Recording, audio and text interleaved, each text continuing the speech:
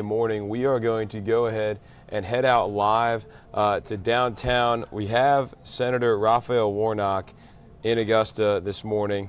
He was just speaking, so I'm taking a look at what's going on here. I'll go ahead and give you guys a look as well. The senator was just in front of the camera here saying something, wasn't able to catch it, so we'll stick with this and see what's going on here. But we also have Georgia Governor Brian Kemp in Augusta today. He is over at the James Brown Arena. Senator Warnock is somewhere else downtown. So we're checking in with both state officials right now.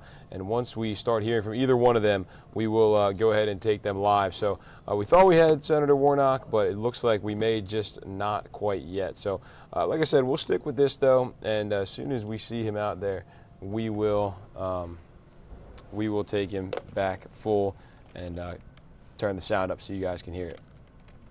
In 1 second. We are now a couple days in here to Hurricane Helene relief. We have seen a couple different news conferences over the last couple days. We had Governor McMaster speak yesterday.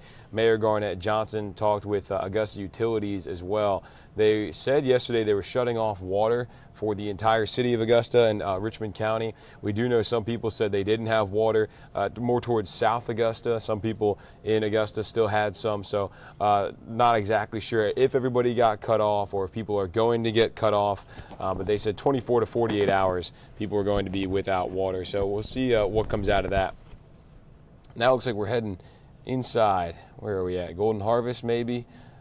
Senator Warnock's team heading inside. Now we've got a camera out there. We're doing this live in real time, so as this is happening, we're bringing it to you.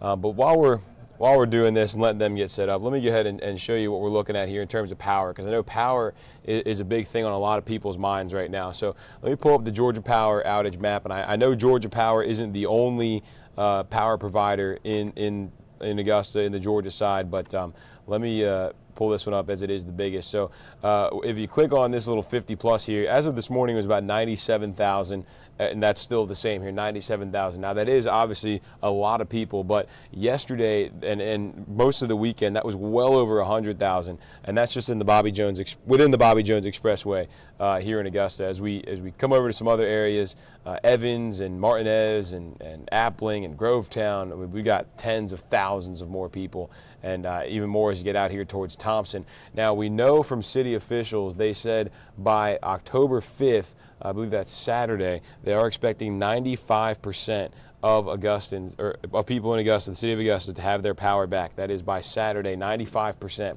in Augusta. Now we know in Thompson that's supposed to be October 3rd, so they're hoping by Thursday they get that power back. Let's check out the South Carolina quickly.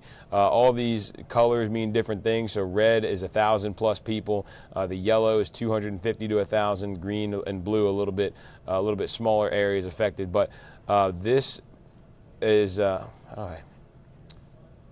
I'm trying to see if I can give you guys a different view here. There we go, just so it's a little bit clearer, kind of giving you a similar view to what we had in Georgia. So this is like North Augusta, Aiken area, about 37,000, another 3,000, 1,500. So we still have a large impact across our area. And this red, which is the highest level of outage, that spans from southern Aiken County all the way up here through Saluda and then over to Columbia as well. So large chunks of South Carolina still without power, and same with Georgia as well. If we zoomed out and gave you a view of the whole state, big chunks of Atlanta, Savannah, all the way down to South Georgia, we know they got hit pretty hard down there as well. So a lot of power still needs to be turned on all across our area. But we will we'll keep an eye on that, and we're trying to check in with officials and give you updates there. But let's bring it back here because we are still waiting now on Senator Warnock. I thought we had him, but now the screen went black for our reporter on the scene. So we're still waiting to see what's going on there. And as soon as we have them, we will take you live. Why just Augusta when they should come to Washington and Jefferson County? Yeah, I think I can't speak for the city officials, but I'll tell you, for us, I know a lot of people have asked why we're not in different places, and the short answer is we're dealing with the storm just as much as you all. In the first couple of days, it wasn't really safe for us to get out on the roads. We didn't know what roads were open, what roads were closed, where trees were down. We weren't exactly sure, and then we're trying to save gas as well. We had teams waiting in line 3.5 hours yesterday for gas, just like everybody else trying to get it. So I know that's why we haven't gotten to those outlying areas just yet. We are coming. We are doing our best to get out there, but we still have a lot going on here in the metro. Everybody is obviously very important, and we're going to try to get to everybody as soon as we can, but just trying to get to some easier to navigate places right now. And I don't know if that's the same for city officials or state officials, but I know that's where we're at right now. Grocery stores, good question. Grocery stores. Let me actually pull this up for you. If we go over to WRDW.com, we do have a list of what's open. So we're here on the main page. We have a list of what is open. And then we have a whole list of things that we have seen. So these are places that we know that y'all have told us what's open, what's not. As of Saturday, we are still trying to update this document, Saturday, Sunday. So if you know of any places that are open, please let us know. Is Storm Joyce coming? Is another storm coming? I'm not a meteorologist, Jayla, but from what I've been told, it is a little too soon to tell. So they are tracking some areas in the tropics, but a little too soon to tell. I know people are saying that we have another storm coming the exact same way that Helene did. Too early to tell. They could take any different route, and it still hasn't even developed into a major hurricane like we saw with Helene. So short answer there, too soon to tell. But back to this document here, we've got grocery stores, restaurants, gas stations, shelters, other places. So again, this is right here on our website, WRDW.com. If you just scroll down, you will find this what's open list. And if you don't see it, just search it on the website. So it looks like we may be getting started with Governor Kemp here in just a minute. So once he gets going, we will go ahead and take him live. It looks like some people are setting up. Looks like Mayor Johnson is actually out there as well. Is Joyce going to hit South Carolina again? Too soon to tell, folks. We got looks like we got some folks for Governor Kemp there at the James Brown Arena. Let's go ahead and take this up live, and we'll talk more in a little bit. All right, we'll get started in just a moment here, folks.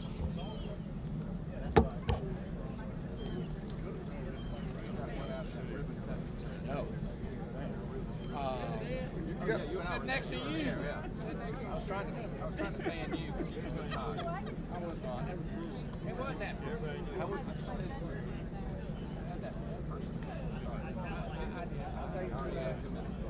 stayed through that, and I did stay through lunch. Oh, they had lunch too. Jamie did it overrun. But you know it's so busy. I'm giving him the leaks information. We're trying to coordinate. Is he FEMA, all that FEMA stuff? I'll reiterate that. They're looking heavily out to help us with the ice storm. The mining part of that group can help us. So they're looking back at this and we know the experience. But we're still going to need more help. I got you.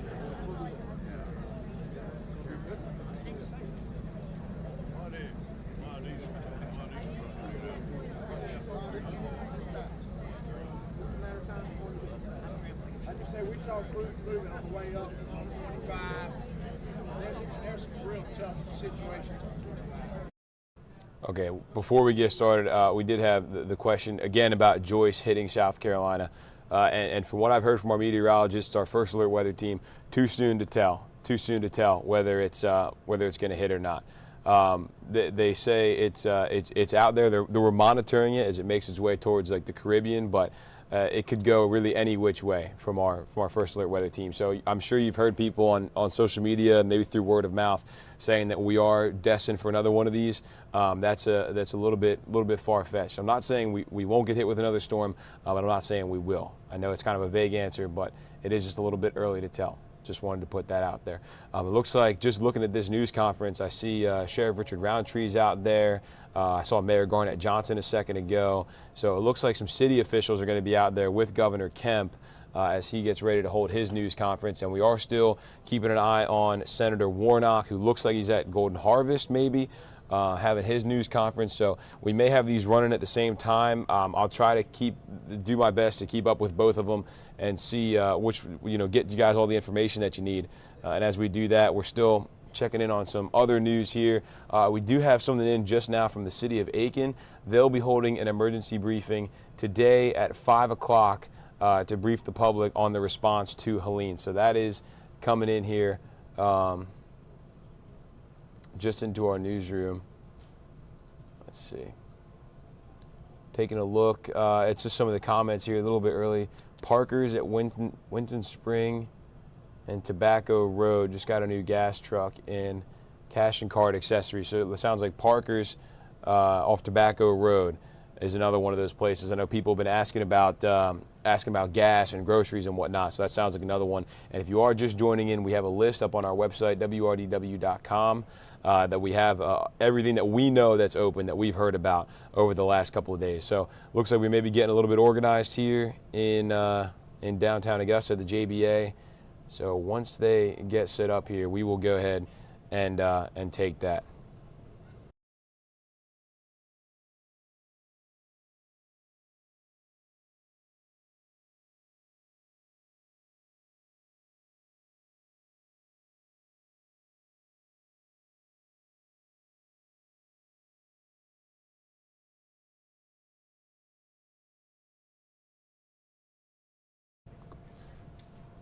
A lot of things open in Aiken. We do actually have a crew heading out to Aiken right now, so we'll hopefully get a list of things that are open there for you too, as we get our crew out there. Talking about Evans as well. We do have some crews heading to Columbia County today too.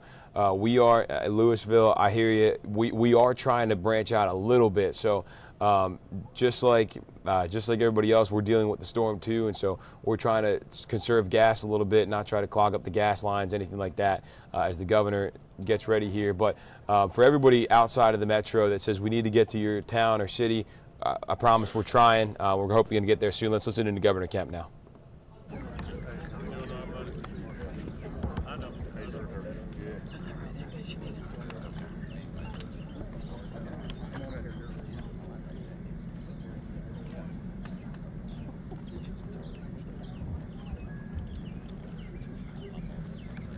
All right, well, good morning, everybody. Thank y'all for joining us. Just want to make a few notes of some of the folks we've got with us today. Director Chris Stallings, Georgia Emergency Management Agency. Major General Dwayne Wilson, Georgia National Guard. Obviously, Congressman Rick Allen. Speaker of the House, John Burns. We got a lot of members of the local legislative delegation. We just appreciate the support we're getting from the members of the General Assembly and from the Speaker's office.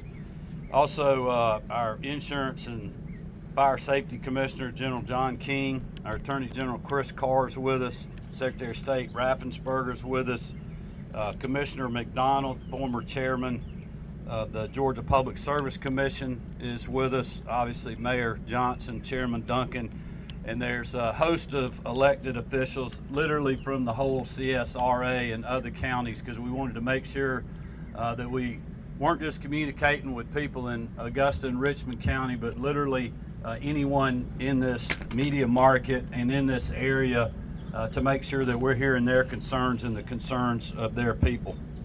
I know that includes a lot of sheriffs and elected officials. I'll tell you what I told people in Valdosta on Saturday. This storm literally spared no one. It took one of our finest and a firefighter, Leon Davis, who was with the Blackshear Fire Department, assistant chief, while responding to a call. As you all know, in this community, a 27-year-old mother and her 1-month-old twin boys were killed when a tree fell on their home in McDuffie County. In Washington County, a 7-year-old boy and a 4-year-old girl died when a tree fell on their burning house. A 58-year-old man in Dublin when a tree crashed on his home, and many more across our state and really across the entire southeast where this storm hit. We have had 25 known fatalities in the state of Georgia at this point. There's media reports of 90 to 100 total for this storm among all the states where it was so hard hit. So a couple of things on the way of an update. Number one is Marty and I have flown not only in Valdosta, but flying down over McDuffie, Columbia, and Richmond County today. Literally, this hurricane, it looks like a 250-mile wide tornado has hit. The thing that's unusual about this storm is unprecedented for a Cat 2 hurricane to actually make landfall in Georgia, and to see the level of destruction that a hurricane could do in this community, being this far from Lowndes County or Eccles County and the Florida line, is unprecedented.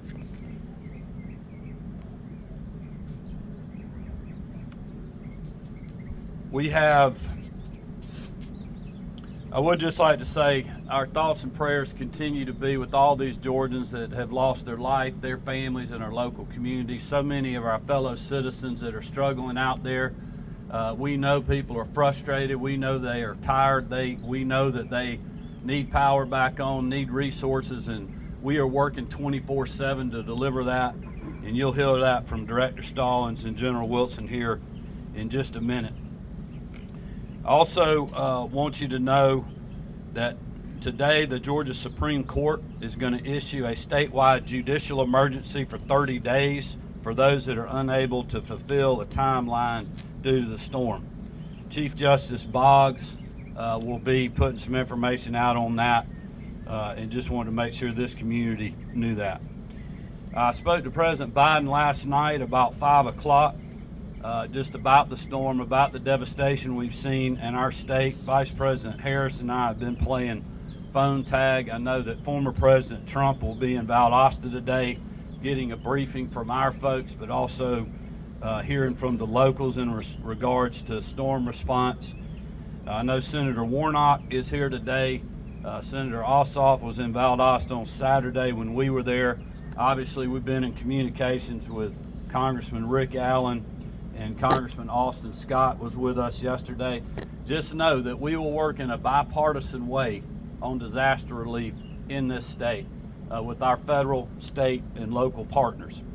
We have submitted our expedited emergency declaration. This is something that's very rare, but this will help us, and I feel certain it'll be approved by the President and our federal partners. This will help us get money flowing quicker to our state.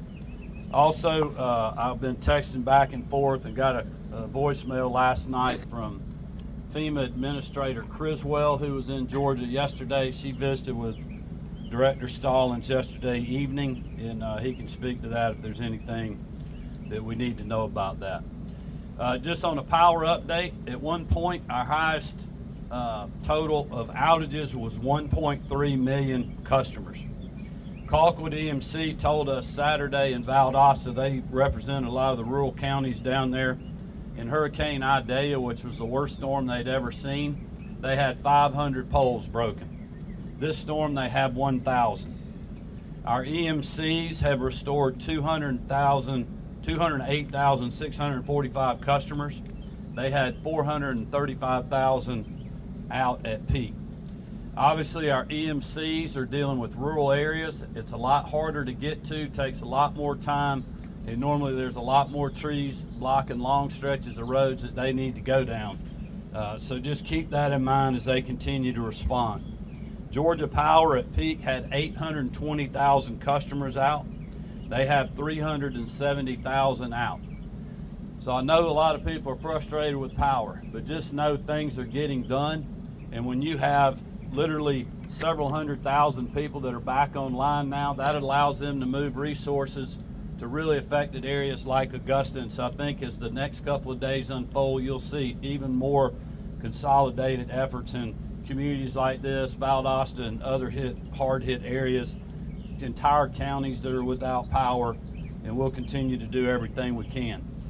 At last count, Georgia Power had 15,000 people that were responding to the storm. When you think about not only the linemen, but other people that are organizing the response. Marty and I had the opportunity to visit with some of the line crews this morning prior to the press conference, and I asked them what they were working on. They're troubleshooting and fixing things that they can fix or what they got on their trucks, but they're also doing a lot of reconnaissance work, if you will, sending information back to the supply chains, letting them know how many poles they need, how much wire they need, how many transformers they need, how many switches they need.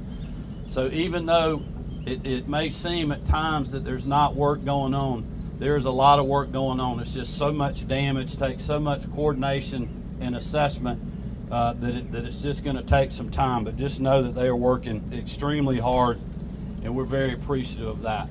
The CEO for Georgia Power, Kemp, has been saying this is the most devastating storm they've ever had to deal with in the state of Georgia.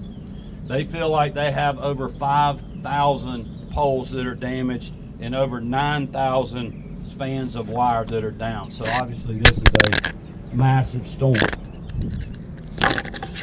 Lastly, before I turn it over to General Wilson on the Department of Transportation, Commissioner McMurray's with us today. Most state routes are now passable, at least one lane open. We do still have 573 damaged traffic signals. We've repaired 417. If the media could help us get the word out to citizens, if you come to an intersection where a traffic signal is out, treat that like a four-way stop. No matter how big that intersection is, treat that as a four-way stop. We've had some very dangerous things happen over the last couple of days by people not adhering to those rules of the road and blowing through signals that are out. So if y'all can help us spread the word on that, we would be grateful. And with that, I'm going to turn it over to General Wilson. Then you'll hear from Director Stallings, Congressman Allen, and then we've got a host of local officials up here as well. We'll be glad to take your questions when we wrap up. General? Sir, thank you very much.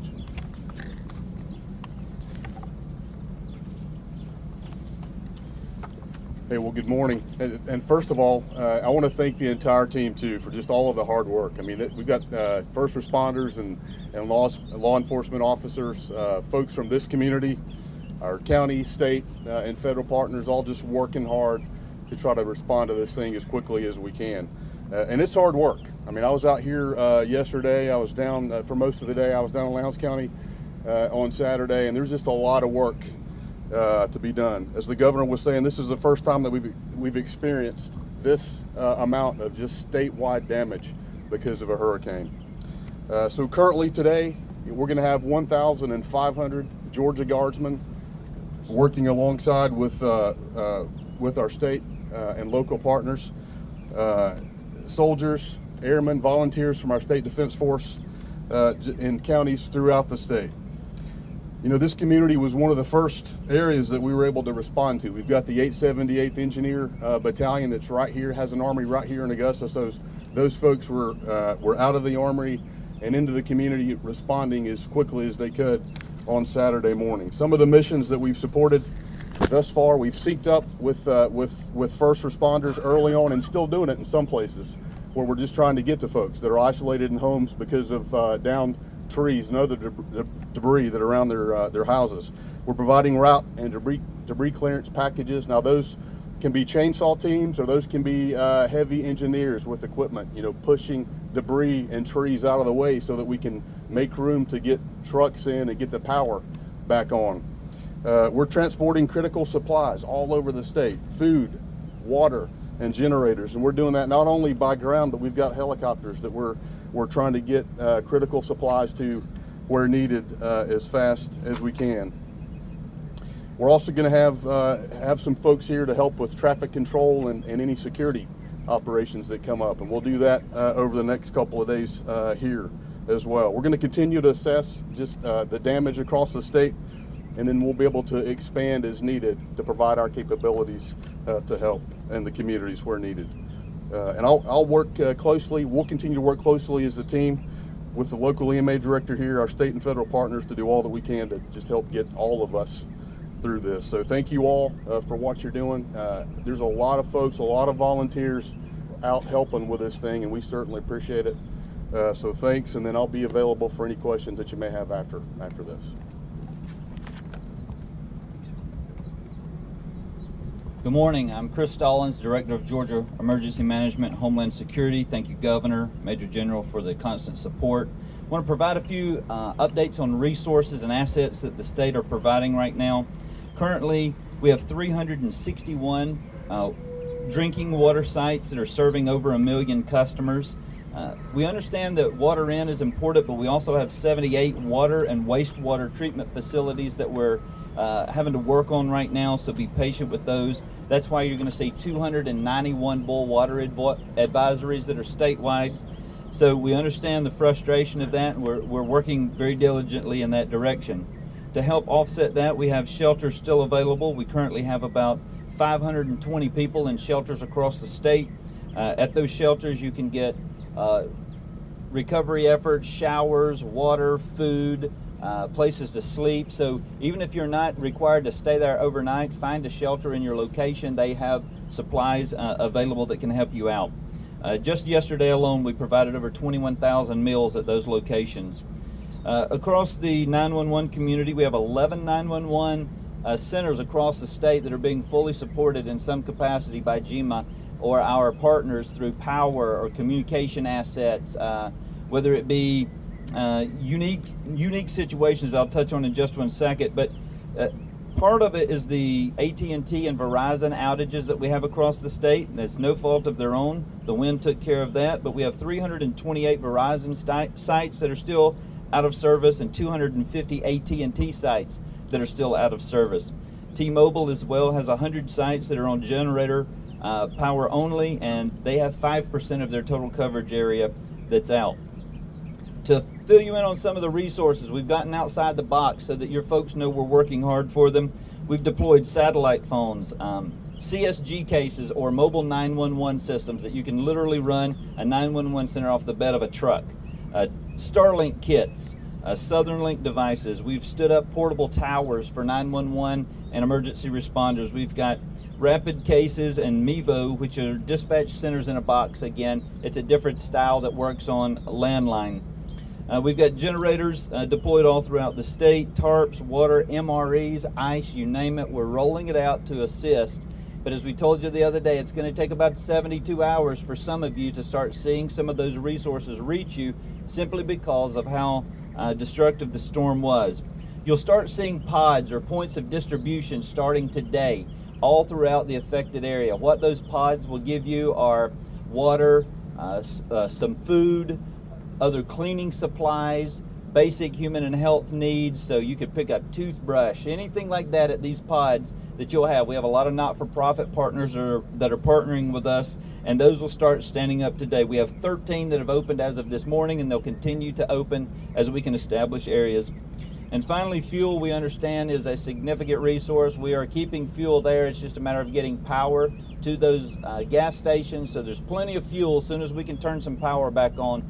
So there's no need to run on fuel. If you've got a neighbor that's got some fuel in a neighboring county, go pick up fuel. We got plenty there. We're going to keep those stores stocked along the way. And with that, I'll turn it over to Congressman Scott, and we'll get Allen, excuse me, sir, and we'll get any questions at the end. There's a lot of y'all been dealing with, sir. That was yesterday. But we really appreciate you being in Augusta and the 12th District today. Well, this all started, my wife and I were awakened. It was about 5 o'clock when a 150-year-old tree did not come into our home, but it's resting on our roof, and it made a really loud noise right on top of us. So we thank God for that. Law enforcement has been working nonstop. They've gotten no sleep. Emergency personnel working nonstop. I know you can't see it, but it's there. They are doing all they can do. I want to thank the governor. I mean, this is an all-out, all-in Georgia government response to the worst storm. In fact, I understand that it might be like 1870 before we've had anything like this. And frankly, we've been fortunate all those years that we've been able to dodge it. I remember when Hugo was, they thought it was coming up the Savannah River, and we were ready for that one. Unfortunately, this one was supposed to go up I-75. It turned, and it caught us by surprise. I think that area of the state was a little more prepared for what was going to happen based on the direction of this storm, but unfortunately it turned, We got the leeward side, we got the worst part. And it wreaked havoc from here all the way to North Carolina. So this is not a Democrat or Republican issue. I heard the governor say that. This is an American issue. This is a Florida, Georgia, South Carolina, and North Carolina issue. And I will tell you, the rest of the nation, I've heard from members all over the country, are you okay? How are things? When you get back, we're going to deal with this. And I'm talking about FEMA.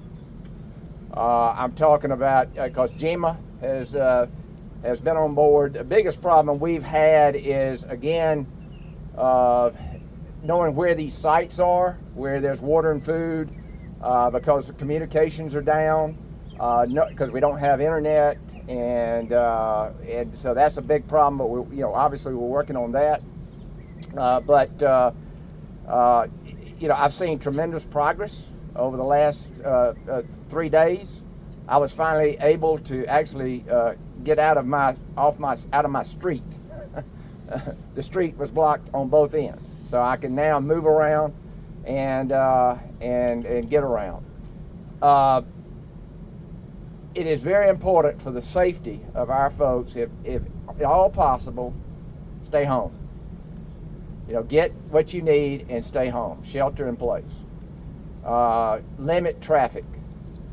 And of course, that's the best way to keep your home safe.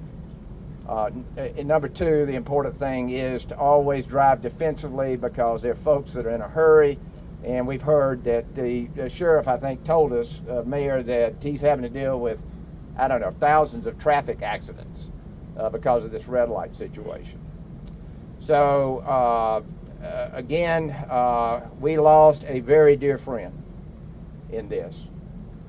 But we also heard stories of other folks, for one reason or another, they got a text or something, they got out of bed, went downstairs to see if they could see what was going on, and a tree came through their bedroom, and they're alive today.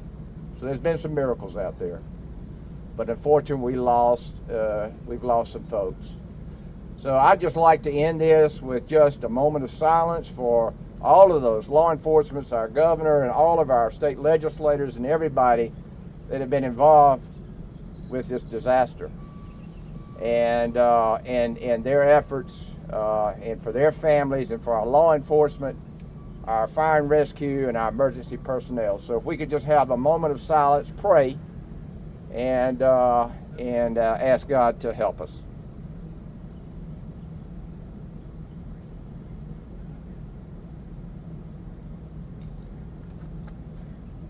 Thank you very much. I did learn one thing. I thought a lot of people in the 12th district had my cell phone number.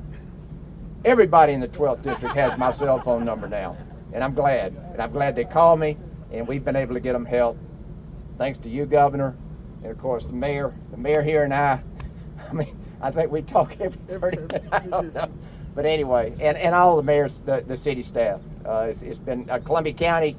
I've talked to all of our emergency directors that I've been able to get. Some of them, they still don't have communication, I don't think. But I've tried to talk to them about what we can do and that sort of thing.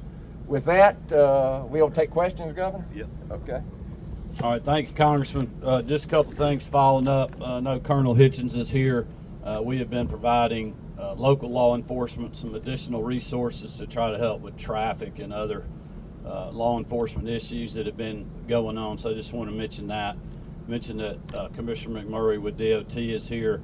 Literally a statewide event for them, unprecedented. Commissioner Rabin with the Department of Natural Resources. We've got a lot of DNR chainsaw strike teams out there cutting along with Georgia Forestry Commission, and so we literally have a state response. My last message to people would be, we will not waver until we get everything put back together. It may take us a while, but just know this team will work 24/7 to get your power back on, to get roads clear, to get water operating, make sure that we're getting our state back to normal. This is obviously going to be a very long recovery, but we will not waver in that recovery. And with that, I'll open it up for questions. I have one. Can you share the details about what requests you made to President Biden?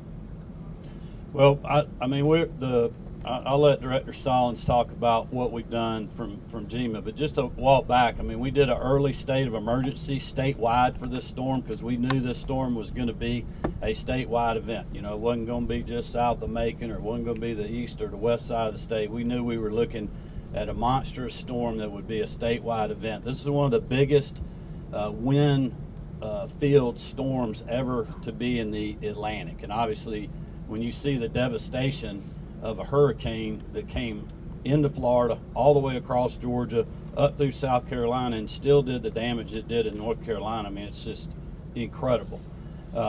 So I just spoke, the president just called me yesterday afternoon. I missed him and called him right back. And he just said, hey, what do you need? And I told him, you know, we got what we need. We'll work through the federal process. He offered that if there's other things we need, just to call him directly, which I appreciate that. But we've had FEMA embedded with us since, you know, a day or two before the storm hit in our state operations center in Atlanta. We got a great relationship with them. We've been in touch with our congressional delegation, with the Speaker Burns, the legislative delegation. And so, you know, thankfully we have an experienced team that's used to this, and just like the expedited disaster relief that we're requesting, they have acknowledged receipt of that, and I'm sure that they'll take care of that very quickly. Director Stallings, for people who want to find these distribution pods, what's the central location to find that information? You can go to our website at gema.georgia.gov, and the question that was asked is, how do you find our location and find those shelter sites? If you go to gema.georgia, spelled out, .gov, then there's a special website for Hurricane Helene. Under there, it's got every shelter location, every pod location, every food distribution, water distribution locations. They're all found there. Director Stallings, previous storms we in Georgia always get great mutual aid from Florida, South Carolina, North Carolina. Our strongest partners are suffering as much as we are. How much did that impact our ability to get mutual aid, and how are we filling that gap? We went further, faster.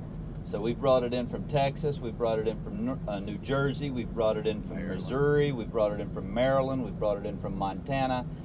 With the governor signing an early state of emergency, it allowed us to go ahead and EMAC those requests in. We've got a lot of contracts that we've turned on, so we've been very fortunate. We've got a lot of resources that are already in our state and continue to flow into the state. I just note too, a lot of our counties as well as the state, like DOT's got private sector companies. I know some of them are out there watching the press conference right now that you know, have contracts with local governments, also with the Department of Transportation. So we got a lot of private sector contractors. Marty and I spoke to one of them today that's helping clear routes for the power company folks we spoke to earlier. Anybody else? All right, thank y'all for joining us. We'll keep you posted as things progress. Have a great day. Be safe.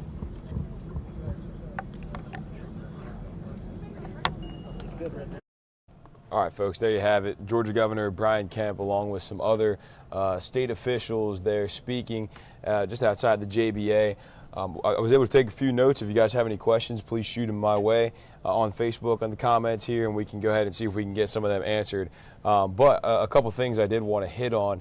Director Stallings with GEMA was up there speaking, and he talked about some of these pods and shelters that they're going to have available, and he mentioned a website there. It was gema.georgia.gov. So I did pull that up, and if you pull up that website that he mentioned, this is what it takes you to right here.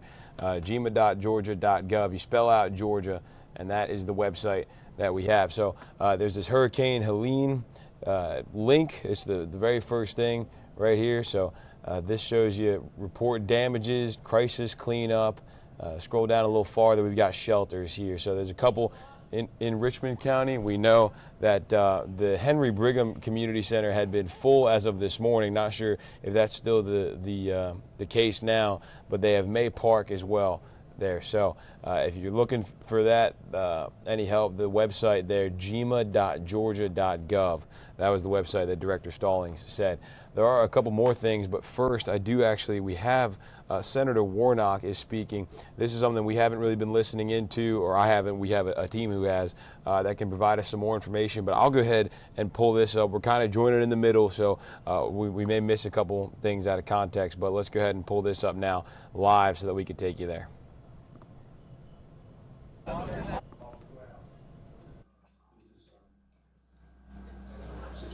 So we are certainly looking down the road for additional support with food supplies as we attempt to stand up school hopefully very near future, but also to provide emergency relief to some of those student communities that we know that individuals need to be able to get access to food at those buildings. So we do have, we are working with the city.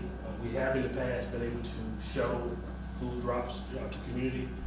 That's difficult right now, obviously, so many trees down, but we want to be able to get food to the walk zone where individuals can walk to schools to be fed. So staff members are impacted, obviously. We have members of staff that are available to support.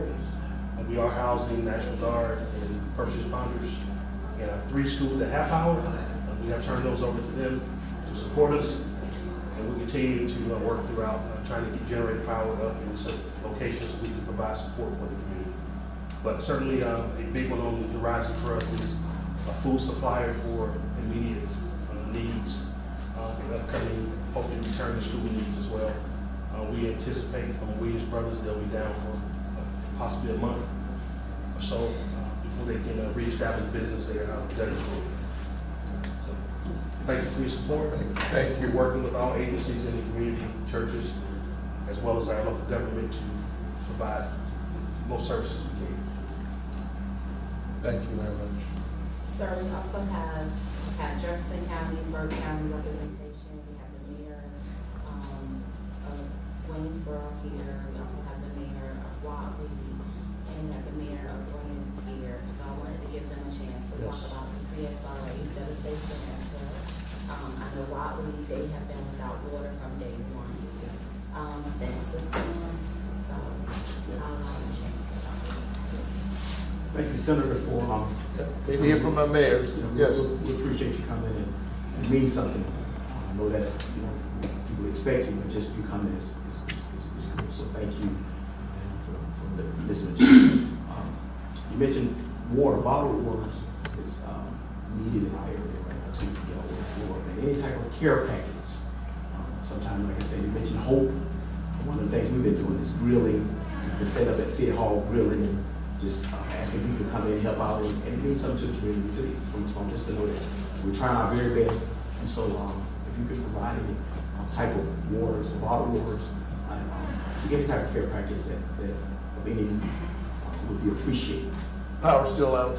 Power's still out, and Georgia Power, as the gentleman mentioned, they've been very helpful with providing information. Right. Georgia Power powers your city. Majority of our city. Okay. Yeah, and then part of it is some other cooperative. Jefferson Energy. Jefferson Energy. Yeah. Jefferson Energy.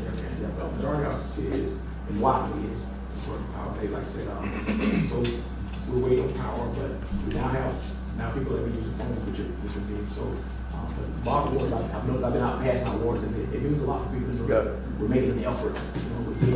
This has been one of the worst storms. Like I said, it hit me personally, but to God the glory, no fatalities. In the entire Kids are out of school.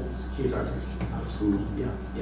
And so we were there at the house. So we're great. We need to get power. We need to get the kids back to school. Definitely. Get them back to school. Yeah. Thank you, Mayor. Thank you, sir. So Waynesboro, first of all, thank you, Senator, for being here. Thank you for caring. Waynesboro, I guess we had the same problem everybody else, power. Fortunately, we got water. Can't do that. We got another well came online yesterday. But one of the things we want to have a problem with is, us being a small town, we normally operate 2 boom trucks. Now we're going to run down to 1 drive. So getting the debris cleaned up and out of the way. And you got some homeowners who don't have homeowners insurance or not have the resources to pay for somebody to get up their property. That could be a problem. Then another thing is price gouging. I know just I got a call, a service station have been selling gas like $2.92 a gallon. All of a sudden they went to $3.89.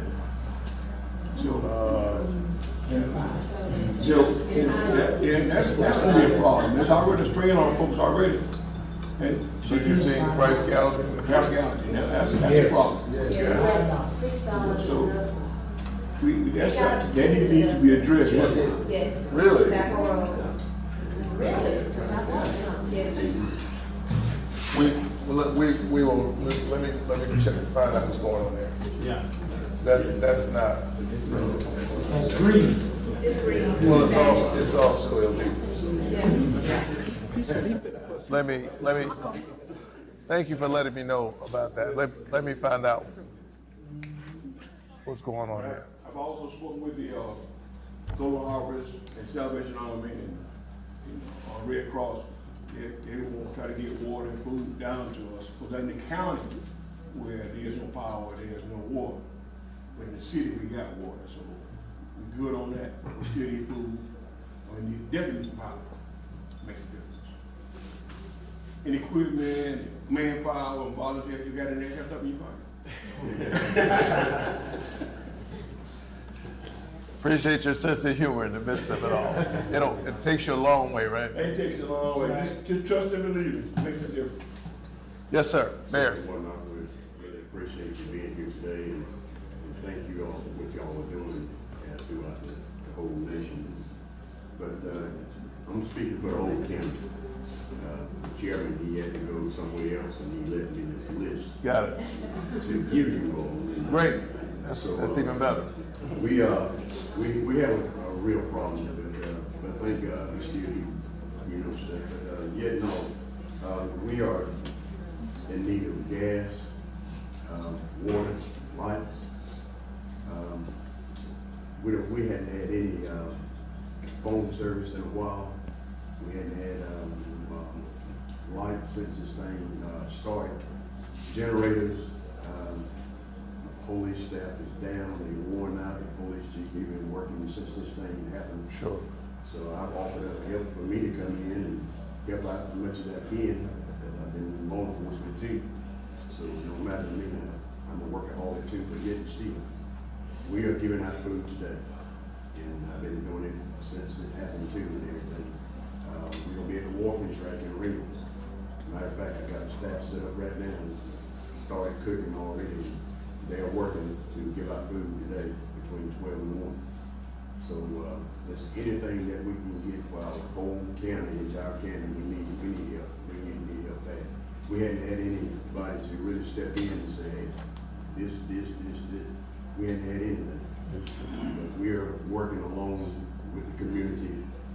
Thank God for them. They've been coming together as one and helping out. Just like one of the ladies said, we actually bring their food, that was spoiled, bring it to us, and we'll cook it. And I had neighbors come to my dad's house, and we sit out in the yard and we grill out and cook and let everybody come by and just get food. So we're doing that today. We're doing it even bigger today. So anything that we can get, like I say, water, whatever, for the entire county, we need it. We need that. And we thank y'all, and I'm going to say to you, thank God for Maria. She's been a big help.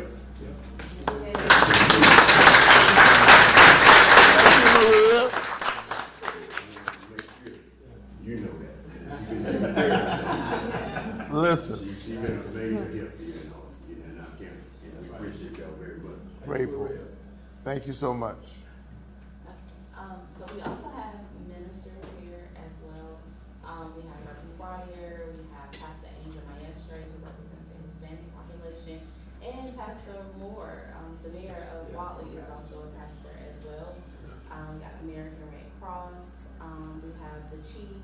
We got the sheriff of Burke County here, and we're just gonna allow, also we have LaShondra. She's a farmer in Georgia, and she's also has an urban farm in Augusta, and everything that she had from debris, floods, everything is gone. Oh. So I'll allow LaShondra to have a conversation with the senator first. Go ahead. Thank you, Senator. I'm LaShondra Robinson. Black Farm Street is our nonprofit organization.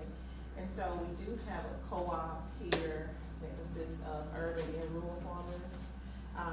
3 of our urban farms have been significantly impacted here in Augusta, with 2 in Augusta and 1 in Grovetown. And then 4 of our rural farms have been impacted, and everything is a 100% total loss, from the flash flooding to the wind that has just knocked out the crops, because it was seedlings more, that they're not matured, so the wind just knocked those out. And then our distribution center right down here at the State's Farmers Market is without power and without water. And so our freezers, the food is all thawing, so we can get that out to the community so that does not go to waste. We have much frozen peas, squash, zucchini, potatoes that can go out before that goes to waste. We're right now fueling up our refrigerated trucks, because our farms do have $1,000-gallon tanks of them of fuel. So we do have diesel, but we can't get to the farms because of the flooding. But we were able to fill up all of our refrigerated trucks before the storm came. So we're transferring everything out of the distribution center into the trucks. And so they're just sitting right now until we run out. But we have been going to So you did like an early harvest in light of the storm coming, or? That's correct. We did an early harvest, and then we shelled everything, bagged them up, and froze it. Right.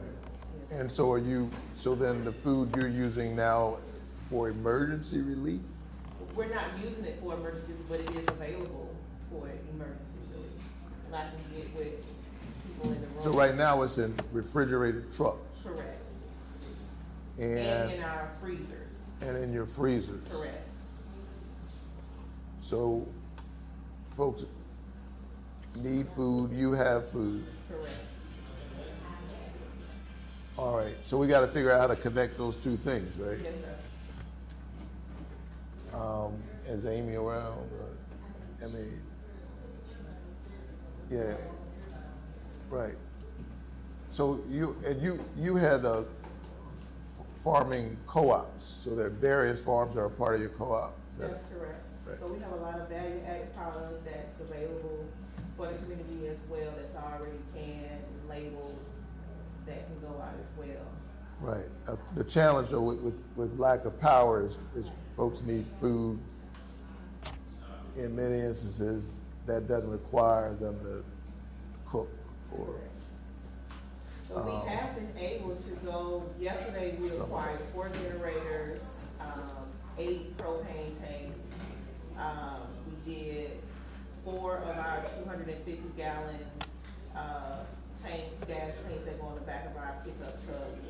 So we do have gas to power generators, propane to power griddles, because we are in our communities, we are grilling breakfast every day, and we're doing dinner every day. It's spaghetti. Where are you doing? We're down Gordon Highway, the Sims Landing, Haynes Station, and Will Haven Community all partnered together. Are you working with faith partners? Churches? Yes, sir. Yes, sir. We're doing Quest, Chosen, and True North as our faith partners. All right. Yeah. Okay, I mean, I'm not gonna be able to figure this out sitting here, but I'm putting this out here so the group can work on this. Because you've got resources, other people have needs, and it's a crisis. With every crisis, there's also opportunity. It'd be helpful, and for you to remain whole, because you're in business, right? Yes, sir. So just something for folks to think through here. All right. We'll take, Thank you. We're gonna take two more, and we're gonna, and that's it. We're gonna be able to take 2 more. Go ahead, Brandon. Thank you, Senator. I'm the pastor at Miles Memorial City Church, and I represent the Social Concern Department of a number of your churches here, a number of our churches here in Augusta, Got it. in Thompson, in Lincoln, and Sparta. So we have about 28 churches or more, and one of the things I'm looking at for us to consider is a number of them are smaller churches, but we have some larger ones, and we are helping to distribute food, but a lot of the churches in our city and around cannot do what it needs to do because of the issue of power. And what we are trying to do is distribute what we can, and in the process of helping the other entities, we certainly want to make sure that we forget not the church, which is a catalyst for support. I have a go-kart, and I'm putting food on my go-kart, and I'm taking it around in Turkey. You driving the go-kart? Yes, sir. And I'm taking it around. I want to see video. I don't believe it. I'm going to show you one time I've already done. I'll send it to Maria if you want me to. And we'll try to help some of the citizens. All right, folks, we're gonna kind of wind down on this. It sounds like a lot of different mayors and other officials around the area kind of giving their testimony as to what's happening in their specific community. I know pretty much every community has been impacted. We did hear from Governor Kemp a little bit earlier, who mentioned that they had declared an emergency declaration before this storm had even hit, and so that actually helped with FEMA assistance, because they've been talking about getting people help even before the storm came in. I want to address a couple of comments that we've seen here, and if you have any more questions, please toss them in the Facebook comments here. I'll try to answer them the best I can. I had one that I saw. Places giving out food and water if you have a car only. This is a great question, a totally fair remark. This is something that we are bringing to city officials, wondering what to do, because we have that same question. They're telling people to stay off the streets, and yet they're telling people to come to Telfair Street if they need to get water. So we are asking city officials what the plan is to try to get water to other places, because they're telling people to stay home and at the same time telling people to come to the municipal building to get water. So we are taking that question to city officials as well. Had another one that I saw too. I apologize. Oh, when will power be restored? Robert, where are you at? Where are you at? You in Augusta? South Carolina side? Let me know. Because it kind of just depends on where you are. I'll sort of answer in a blanket statement in a broader way while we wait for a more specific spot of where we're at. Here's the Georgia Power map. Now, we've heard from Augusta city officials that they expect 95% of Augustans who can get power. Okay, South Augusta, so this is for you. 95% of people who can get power in Augusta, Richmond County, should have their power back by the 5th, Saturday, October 5th. And then that's for Augusta. People in McDuffie County, they're saying the 3rd, so Thursday. But for Augusta, Richmond County, they are saying October 5th is when 95% of Augustans who can have power should get their power back. So that is the update there. And I know some places already have it. Some places in North Augusta have gotten it back. Actually, let me pull that map back up that I just had. Let me back this out a little bit here and give you sort of a broad look at it for a second. So this area right here, it's very zoomed out. This is all Augusta here. It says 117,000 customers affected. This was actually, hang on, I got to zoom in one right here. So between these three areas, 30,000, 20,000, 12,000, what is that? 60-something thousand people. That was up in the 90,000 range earlier.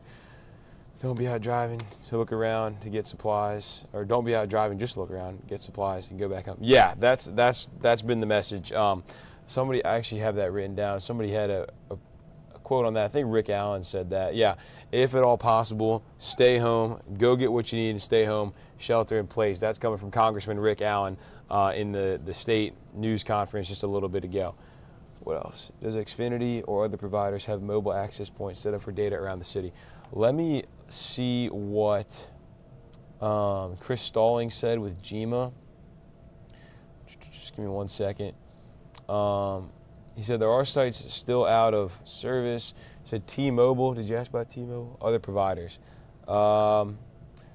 It doesn't look like they talked about that. Not 100% sure. So we are checking in. We'll check in with some of our Xfinity providers and stuff. But he did say that 328 Verizon sites in the state are out of service, 250 AT&T sites are out of service, and 100 T-Mobile sites are on a generator. So a lot of places are still struggling with getting that internet back. And I know some places have power and still don't have internet, so it may be a little bit for internet. But I think we are about to start we're going to bring this stream into the studio here in just a minute. and we're going to take this right into our midday newscast with all the latest updates. I've been up here, so I've only really been hearing the Governor Kemp, the state officials news conference, so I'm not sure of many local updates that we've gotten, but we do have crews out in Columbia County today. We have crews in Aiken County, and then we have crews in Augusta as well. Warrenton, Georgia. Yes, yeah, Warrenton. Warrenton is one of those places that it's a little bit farther out, so I can't speak for the state, but I can speak for us here at News 12 personally. We're having a hard time getting out to a lot of our more rural areas, pretty much outside of the immediate metro.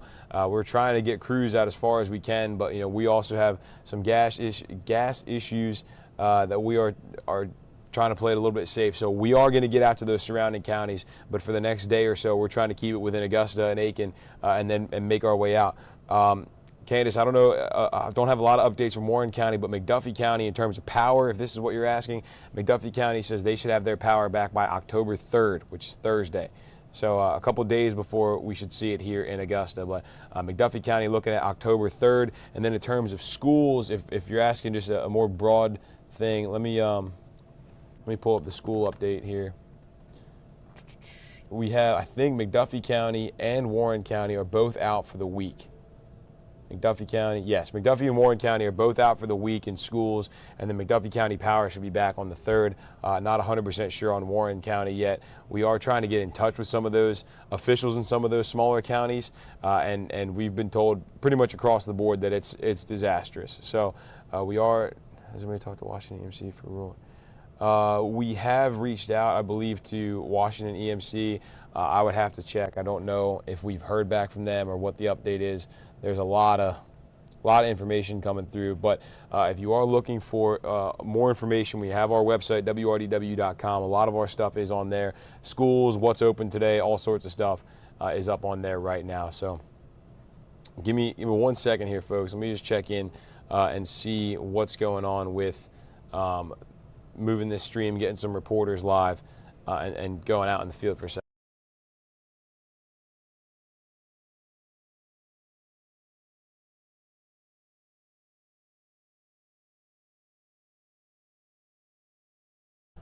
All right, folks, we are actually going to take this to the studio right now. We're going to keep the stream live, so stay with us here. We are going to keep the stream live, but we are going to take this into our studio now.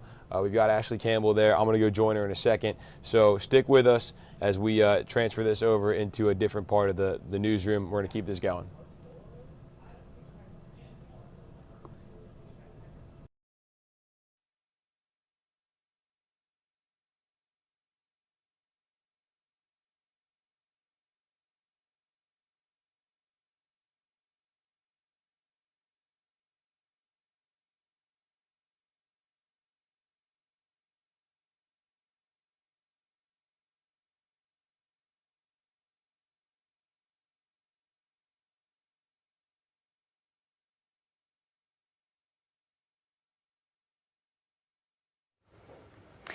The start of the work week looking very different for tens of thousands of people still left without power, gas, water, and other basic essentials.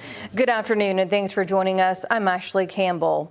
Out surveying the catastrophic damage today in Richmond County is Georgia Governor Brian Kemp. Around 10:30 this morning, he made an appearance at the James Brown Arena, highlighting the tragedy that this storm has become.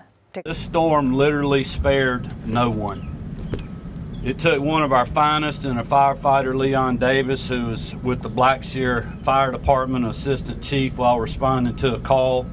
As you all know, in this community, a 27-year-old mother and her 1-month-old twin boys were killed when a tree fell on their home in McDuffie County.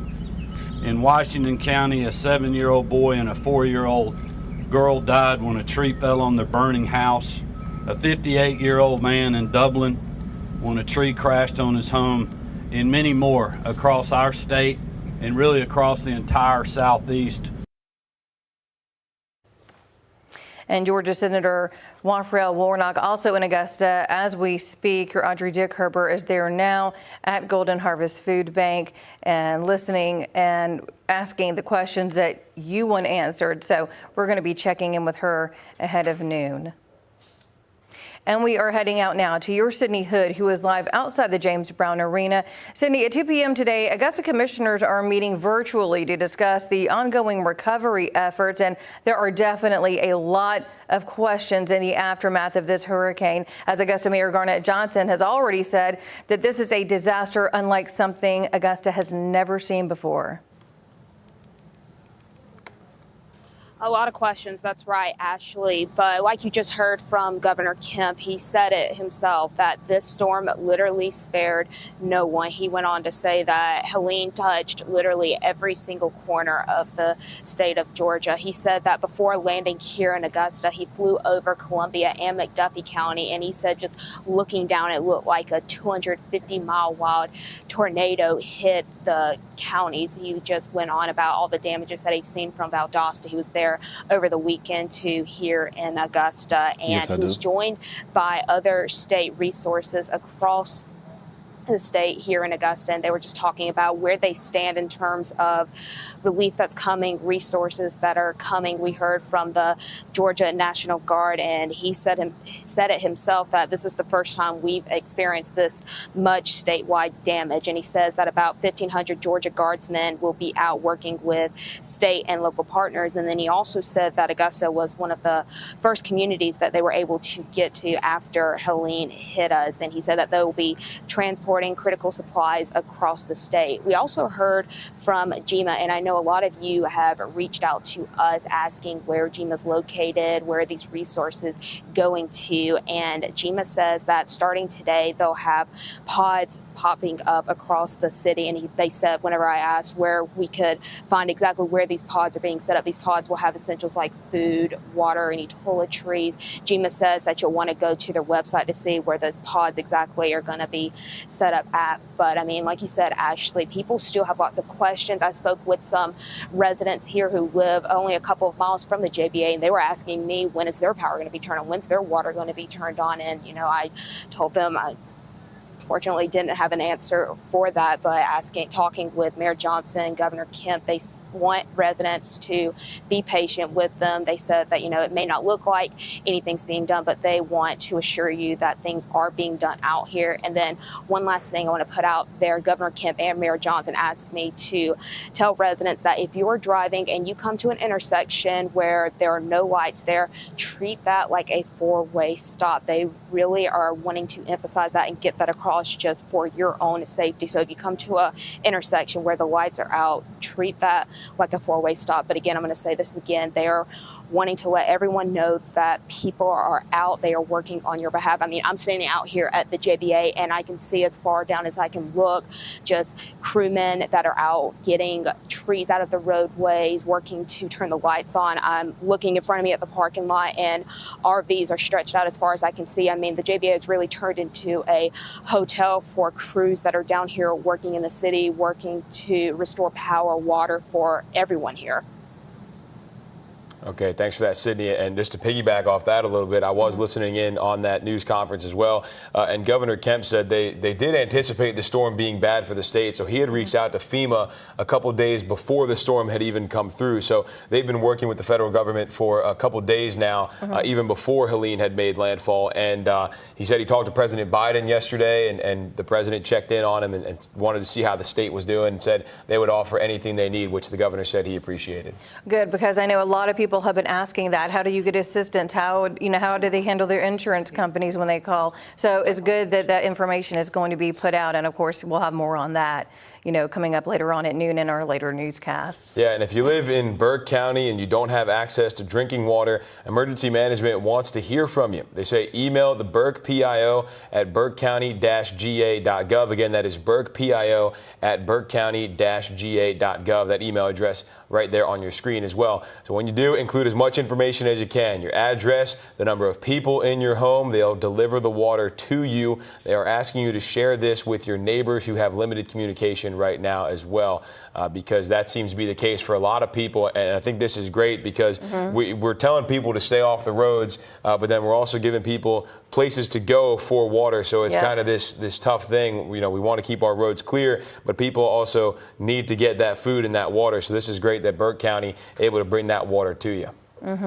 And today in Augusta, Tabernacle Baptist and World Vision are handing out emergency and household items at its Family Life Center on 1230 Laney Walker Boulevard in Augusta. That started this morning at 10 o'clock, and it's going to continue until supplies run out there. And over in North Augusta, Fleet Feet will be open on Georgia Avenue. The business says you can use their power from 10 to 5 to charge your devices, use their internet, and fill up on water there if you need. Now, we know a couple places don't have good cell service, so 911 systems may be down. So here are a couple numbers that you can reach out to. Now, we talked about Burke County. If you need a deputy, you can call 762-225-6209. That's in Burke County if you need a deputy. And then over in Emmanuel County, their 911 system is down. We actually heard from Director Stallings, again, with GMA in that news conference with Governor Kemp, said almost a dozen 911 systems are down right now across the state, not just in our area. So if you need 911 in Emmanuel County, 334-309-3967 as they still try to assess how much damage has been done to their systems. All right, thanks. Heading out to Columbia County now, as you can see, you're Hallie Turner there live right by Evans Town Center Park. Hallie, what are you seeing out there today as much of the county is still without power? Yeah, actually, Nick, I'm going to just stop talking for a second. I want you to listen to this. Do you guys hear that? That's the sound of progression. And we're going to actually pivot over here. You're going to see the sound of progression. This entire area just days ago when Bragg, my photog who's behind the camera, slow down a little bit so you can see. This just looked totally different. You couldn't even get out here. It was hard to get down here. Look, you can see workers are out here right now. We're outside right in front of Chili's. They've been cutting limbs for the last 15, 20 minutes. They've been blowing off things. Actually, what you see in your far view right there is the perimeter apartment complex. They have power. We drove by there. They've got lights. Chili's actually is not open yet, but the fans are going, the lights are on, and you're going to see in this parking lot, there's some people out there waiting right now for some food. Now, we don't have the official time of when they will open. We're going to come back this way because they just started pulling up just a little bit ago, and some workers came out. We weren't able to get down there as we were waiting to go live. But another thing that I've seen out here is the National Guard. They're on the ground. They're out here working. You've got Columbia County workers over here. But another good sight is the fact that these intersection lights are working. You know, you don't have to treat them as a four-way stop. It took us 40 minutes to get out here when we left the station. So lines are still backed up, but I made a list of things that are open right now so far that I've been able to see. So I'm going to read them off to you. We'll start with the lights that are working. That's Riverwatch and Bastion Road. Those intersections are working. Columbia Industrial Boulevard has lights. The intersection, obviously, at the Evans Town Center Park is working. For gas stations, the Circle K on Washington Road is open. And right across the street from that is the Superstar gas station. Now, those lines are long, but it looks like people are filling their tanks and they're moving along. So again, the Publix on Washington Road is open for groceries. The Waffle House on Washington Road has a long line, but they are serving people. There is a Doctor's Barbecue food truck in the Walgreens parking lot. Now, we didn't see a line earlier when we drove by. It was too hard for us to get in there, but we know that it's out there, and we're going to try to get by and see what times they open for you guys. Again, Lowe's and Publix are both open. But another thing that the county manager, Scott Johnson, said was that they've been able in the last several days to repair over 500 roads. So again, you're seeing the progression, you're hearing the progression. I mean, it's honestly such a sigh of relief to just see everything kind of wrapping back up and trying to get things back into normal. But again, we'll be out here. I've updated things on my Facebook page. As you hear them, we're looking for food, gas, and everything that you need, but we'll keep you updated throughout the day.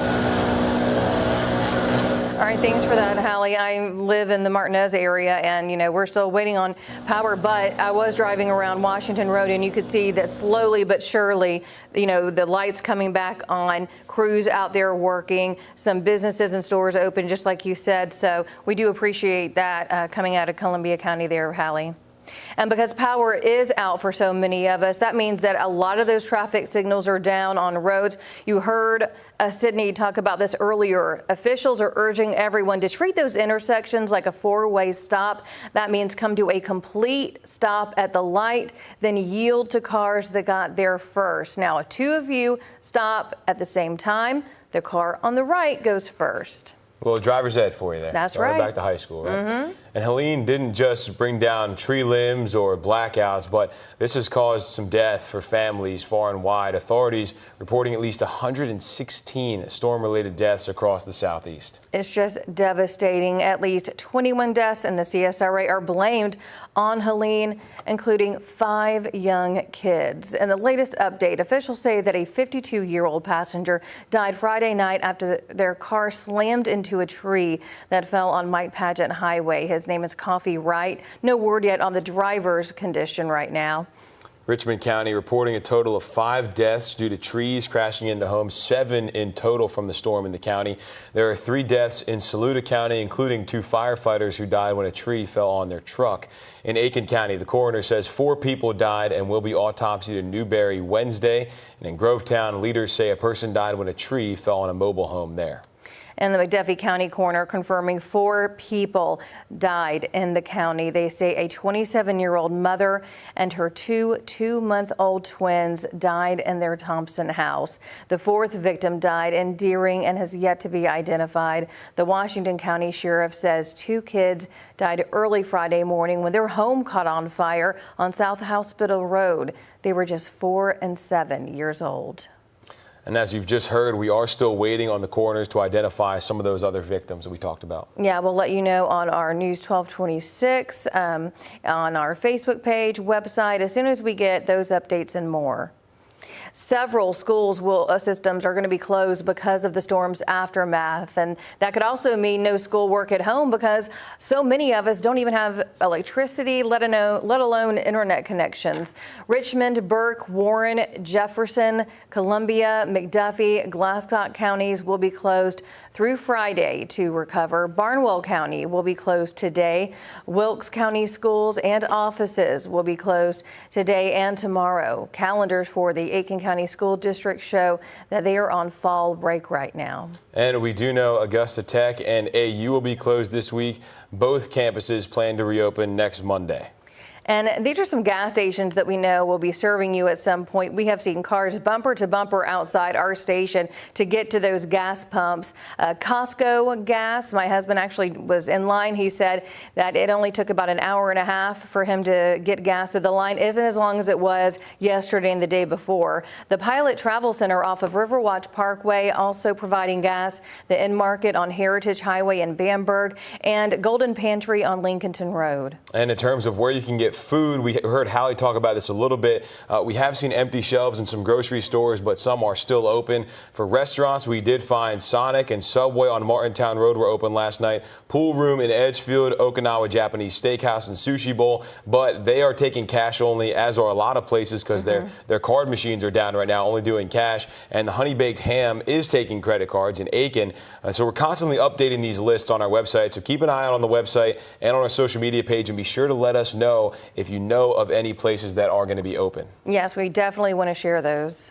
The Post says they have no power, but bathrooms are working and they have running water. The West Forest entrance is accessible there. And so if you go, avoid the Main Street entrance that is still blocked by power lines. And we also saw the Richmond County Marshal's Office share a report on Facebook for another food giveaway. Also, Lanier's Fresh Meat Market says that they are closed, but they do want to feed the community. So that is happening right now. They are serving hot dogs, homemade sausages at their market on Walton Way in Augusta. And people in the community are trying to make sure that no one is left without a place to be, a shelter. Barnwell Elementary School will be open as an emergency shelter on Marlboro Avenue. Edgefield County Shelter is located inside Meriwether Elementary on Springhaven Drive. They're also helping people in need from Aiken and North Augusta. Edgefield County EMA has also opened a shelter for assistance at Jet Middle School. Officials say the roads are blocked on the way there, so they want you to be careful if you're heading that way. In Augusta, you can stay cool and get some necessities at May Park. They did have the Henry Brigham Community Center open, but right now it is currently at capacity. But if anything opens up there, we'll let you know. In Barnwell County, people can get a shower at First Baptist Church on Allen Street. Transportation will be provided if you need it. Plus, the YMCA plans to open locations to shower or charge any devices that you may have. That's happening at the Aiken County Family Y. They are open right now until 5:30 p.m. and then they will open back up at 8 a.m. The centers in Barnwell County and North Augusta are open from 5 to 9. Piedmont says for their Piedmont, Augusta, Somerville, and McDuffie locations, they're delaying visitations until further notice, and they are encouraging people to stay off the roads and that keeping their team members safe is their priority right now, along with patients there. Augusta Transit says their services are suspended until further notice. And they say they're working to restore services quickly, but it's going to take time as roads need to be clear of debris. So they say if you need to find a bus route near you, call Augusta's 311 between 9 a.m. and 6 p.m. Monday through Saturday. Also, before we move on here, I did want to bounce back to talking about shelters and where to find them. Chris Stallings, the director of GEMA, said this in the news conference today. If you need to find a shelter or what the pods that Sydney talked about, you can go to GEMA, GEMA.Georgia, spelled out, .gov. And on there is a link to Helene resources. So you can click on that, and that'll have all the resources for you. I did see both Henry Brigham and May Park listed on there, too, so they do have those in our area. Okay, great. That's a one-stop shop right there to go to, no matter where you live then. Yeah. So how do you get help if you need it here? Well, your senior investigative reporter, Liz Owens, looks at how you can apply for assistance from FEMA. Designated natural disaster areas. Pretty much what that means is that if you're a small business owner or a homeowner, you can apply for emergency assistance. Now, according to FEMA, small business owners can apply for relief as well as a low interest loan to help them recover from the hurricane. Uninsured home or underinsured homeowners can apply for assistance to help with repairs. That's when your homeowners doesn't cover everything. Homeowners, and then now you got to keep in mind this does not cover replacement of a home. So if your home's completely demolished, it won't cover that, nor will it cover anything that is flood related. And renters cannot qualify. But to apply, you just need to go to disaster assistance .gov. Also on it, I was reading that they may also be able to help with childcare, medical, moving, and funeral expenses. I was just playing around with the website, but they have both Aiken County, Richmond County, a couple of our other counties where you can go ahead and log in, and it shows for the hurricane, and you just go ahead through that application process. So again, that website you want to go to is disasterassistance.gov. Okay, some great information there. I know a lot of people have been asking about FEMA assistance, so that's a good way for you to try to get that. Thanks for that, Liz. And thank you for joining us here for this News 12 Now update. We hope you and your loved ones are staying safe. Yes, we are going to be back on the air at the top of the hour in about 30 minutes for your midday news. We'll see you then.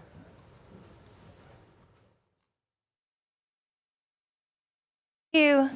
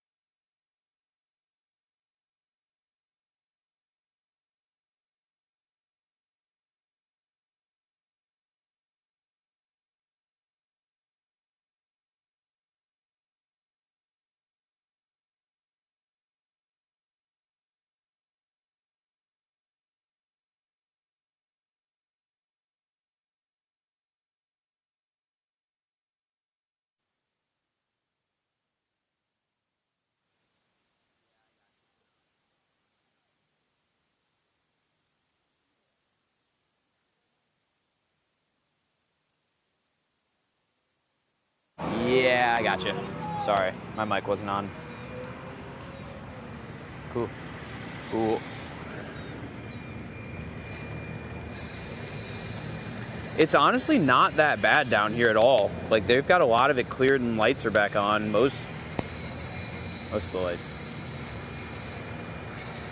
Oh, okay. Yeah, I figured.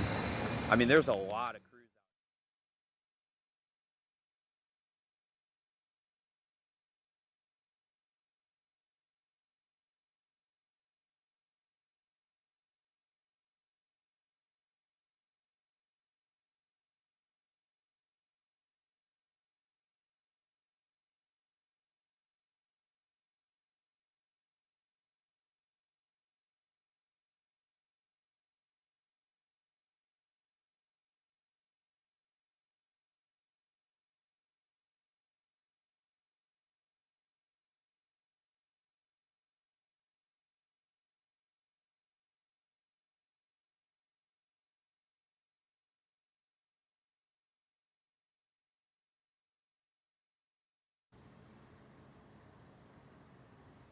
I've got you. Do you have me? Cool.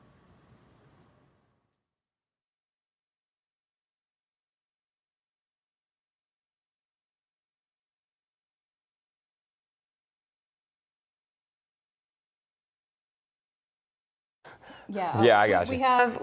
I gotcha.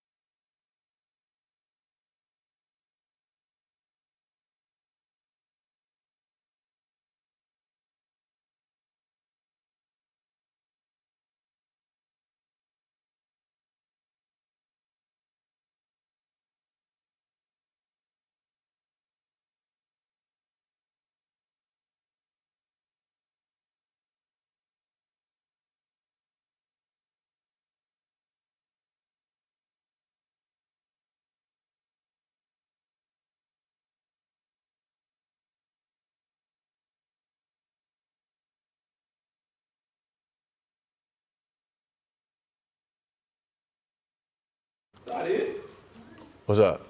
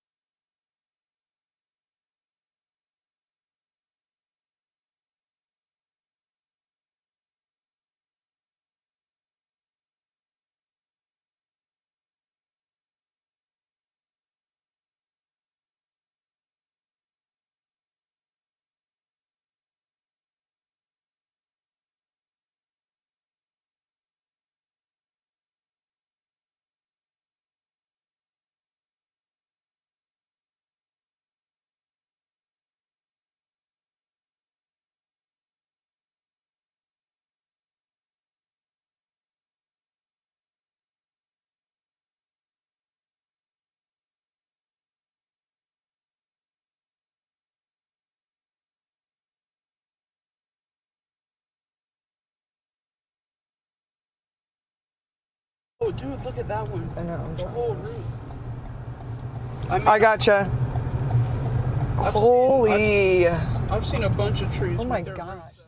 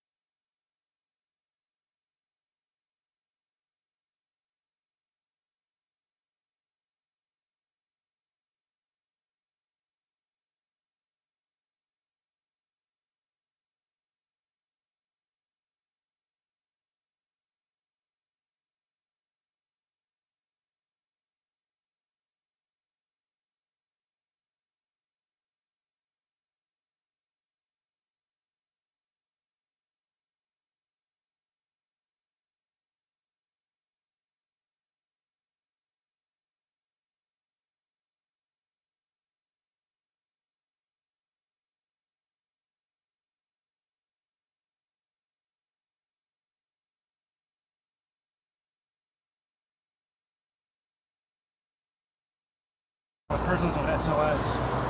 I can try my luck on right now. Let's see even over.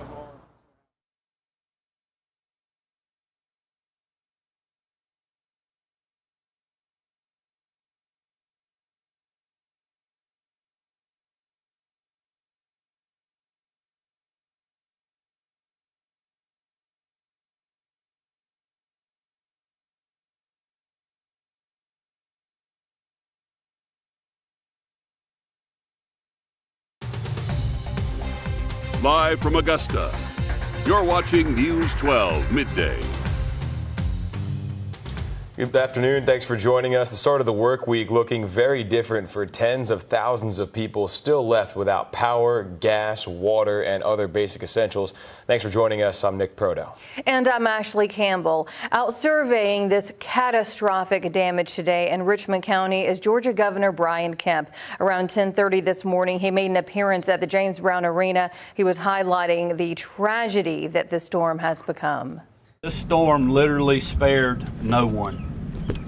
It took one of our finest and a firefighter, Leon Davis, who was with the Blackshear Fire Department Assistant Chief while responding to a call. As you all know, in this community, a 27-year-old mother and her 1-month-old twin boys were killed when a tree fell on their home in McDuffie County.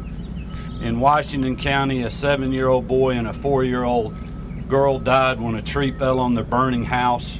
A 58-year-old man in Dublin when a tree crashed on his home, and many more across our state and really across the entire Southeast. Such tragic news to have to report right there. Also in the area today, Georgia Senator Raphael Warnock. We've got your Audrey Dickherber there. We're going to try to get her a little bit later on. First, though, let's send things over to First Alert Meteorologist Mikkel Hannah Harding here with an update of what we're looking at today. Mikkel, not too bad outside right now. Not too bad, Nick. We actually have our tower cameras back here finally, so we can get a better look outdoors for today. This is a live look outside of Cabela Drive right now. So the line not quite as bad as what it was for the past 48 to 72 hours. Talking about lines down Riverwatch Parkway and the wait time around an hour or so from what I hear right now, which is way better than 2-3+ hours that some people waited in particular on Saturday. As far as looking at the radar network right now, the remnants of Helene well north of us, but still causing some rainfall in the DMV region of the United States. Here locally, we saw a batch of rainfall move through this morning, our western and northern counties primarily, but we're mostly dry at this time, so a much improved forecast now as we let this loop play out a little bit closer towards real time. And you can see right now we're mostly dry, and as you saw, some partly cloudy conditions outside. Current temperatures for the stations that are reporting, again, we have lost a lot of our sites. They're starting to slowly come back online, but upper 70s, low 80s right now for for those gauges that are giving us readings right now. As far as your planner for today, though, we'll keep skies a mixture of sun and clouds, and then we'll see those temperatures rise towards mid-80s for highs. Could squeeze out a few upper 80s further south for today, but that looks to be more of an isolated feel for those upper 80s. As far as rainfall chances, we'll keep those pretty slim as we head through this week. A better chance of an isolated shower for today, more of a stray shower tomorrow, Wednesday and Thursday looking drier, and then we could see some rain chances moving back as we head towards the weekend. High temperatures, though, pretty seasonal for this time of year, right near average, if not a smidge above. So it'll feel very seasonal for this time of year. Mid-80s out there, still a little bit warm, though, for our days, and there is just a touch of humidity as well with that. And that humidity is keeping our low temperatures above average. We should be hitting close to 60 on the regular every night, but we're really going to be stuck in these mid to upper 60s as we keep our wind direction primarily out of the south, which definitely continues to bring in some moisture from the Gulf.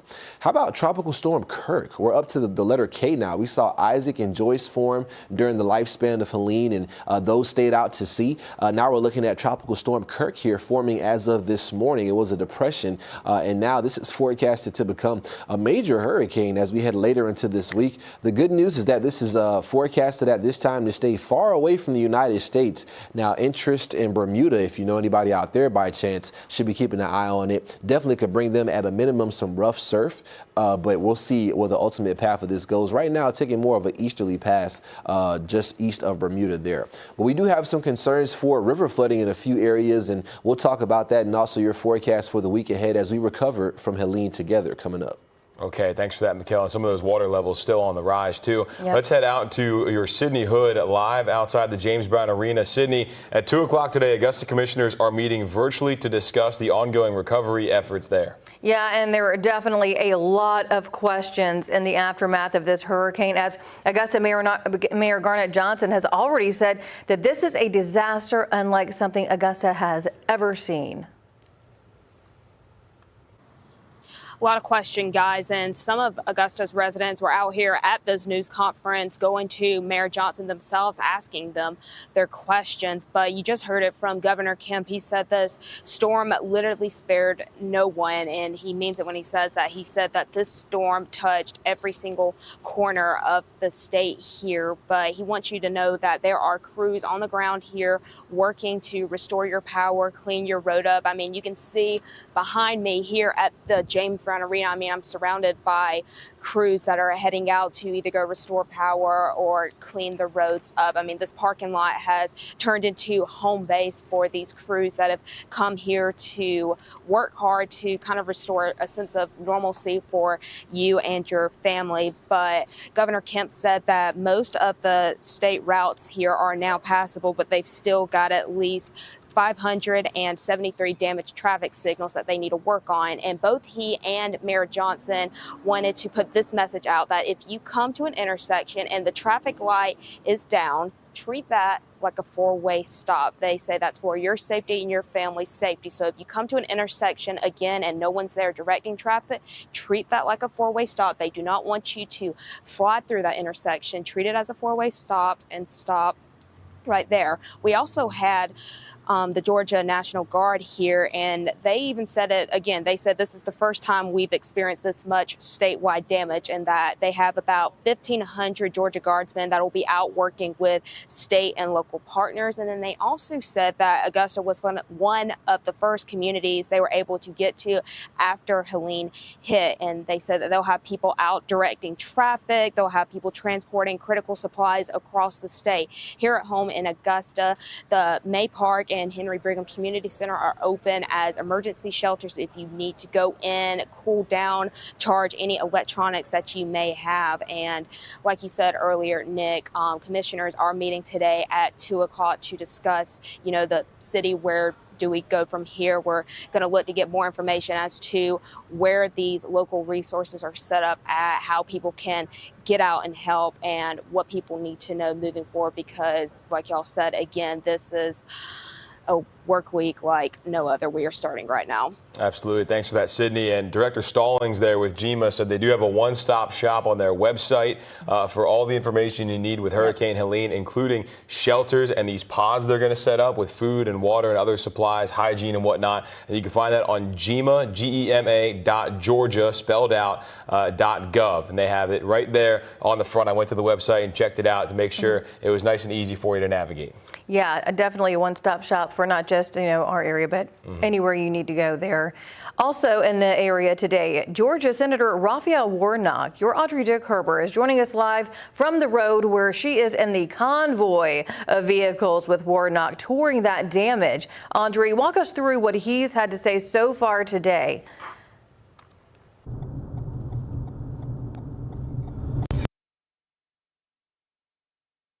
Exactly.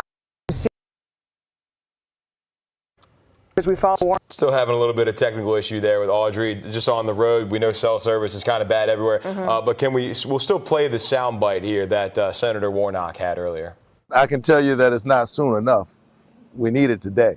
And what does that look like? And I will continue to push for that to happen. It would both speed up the response and would increase the resources. And there you go, talking about an emergency disaster declaration for Richmond County. I was listening into this as well. They had different mayors and officials coming in from all over the CSRA. The mayor of Wadley was there too, so he was listening to people not just from here in Augusta, but also other surrounding counties. Yeah, a lot of people, like we say, we have been only able to get to Richmond, Columbia counties, so far in our area. And, that we know that there are other areas out there that do need that assistance. So that's good to see the mayor's being able to come around and that he's out there touring and seeing it firsthand so he can try to get that happening and things moving faster. Yep. Today in Augusta, Tabernacle Baptist and World Vision are handing out emergency and household items at its Family Life Center on 1230 Laney Walker Boulevard in Augusta. That started this morning at 10 o'clock and it will continue until supplies run out. And in North Augusta, Fleet Feet will be open on Georgia Avenue. The business says you can use their power from 10 to 5 to charge your devices, use their internet, and fill up on water. All right, taking a look at this screen right here. With cell service being so unpredictable for so many of us right now, local authorities want to make sure that you know what number to call. So 911 is down in Emmanuel County. Authorities want you to call this number that you see on your screen. That is 334-309-3967. Again, 334-309-3967. That is until further notice. And if you need a request with a Burke County deputy, the sheriff's office wants you to call this number, 762-225-6209. Again, 762-225-6209, right there on your screen. We are checking in with other counties as they assess how much this storm could have damaged their systems. We heard that there are a lot of systems down. So important information for you right there for Emmanuel and Burke counties. So because power is out for so many of us, you heard Sydney saying that officials want you to know that with these traffic signals down, they're urging you to treat those intersections like a four-way stop. So that means come to a complete stop at the light that is out and yield to the cars that got there first. If two of you happen to stop at the same time, the car on the right goes first. And Helene didn't just bring down tree limbs and blackouts, but it does bring grief for families far and wide. Authorities reporting at least 116 storm-related deaths across the southeast. Just unbelievably sad information right there. At least 22 of those deaths in the CSRA are blamed on Helene, including 5 young kids. In the latest update, officials say that a 52-year-old passenger died Friday night after their car slammed into a tree that fell on Mike Paget Highway. His name is Coffee Wright. Right now, we're working to find out the driver's condition. No word on that yet. Richmond County reporting a total of 7 deaths, 5 due to trees crashing into homes. 3 people are dead in Saluda County. 2 of them were firefighters when a tree fell on their fire truck. Then the Aiken County coroner says 5 people have died there. In Grovetown, leaders say a person died when a tree fell on a mobile home. The McDuffie County coroner confirming 4 people died in the county. They say a 27-year-old mother and her two-month-old twins died in their Thompson house. That 4th victim died in Deering and has yet to be identified. The Washington County Sheriff says 2 kids died early Friday morning when their home caught on fire on South Hospital Road. They were just 4 and 7 years old, so just unimaginably heartbreaking, as from young, so young and old, you know, sparing no age right there. Yeah, puts things into perspective for us here. And as you've just heard, we are still waiting on coroners to identify some of those victims. And we will let you know on News 1226, our Facebook page, along with our website, when we do get those updates as well as others. Several school systems are going to be closed because of the storm's aftermath, and it could mean no schoolwork at home because so many of us are not just without power, but without internet connection. Richmond, Burke, Warren, Jefferson, Columbia, Emmanuel, McDuffie, and Glasscock counties will be closed through Friday to recover. Barnwell County is going to be closed today. Wilkes County schools and offices will be closed today and tomorrow. Calendars for the Aiken County School District show that they are on fall break right now. Then we do know both Augusta Tech and AU will be closed this week. Both campuses do plan to reopen on Monday. People in the community are making sure everyone has a place to go in terms of getting shelter. Barnwell Elementary School will be open as an emergency shelter on Marlboro Avenue. Edgefield County Shelter is located inside Meriwether Elementary on Spring Haven Drive. And they're also helping people in need from Aiken and North Augusta. Edgefield County EMA has also opened a shelter for assistance at Jet Middle School. Officials do say the roads are blocked on the way there, so you do want to be careful if you're headed that way.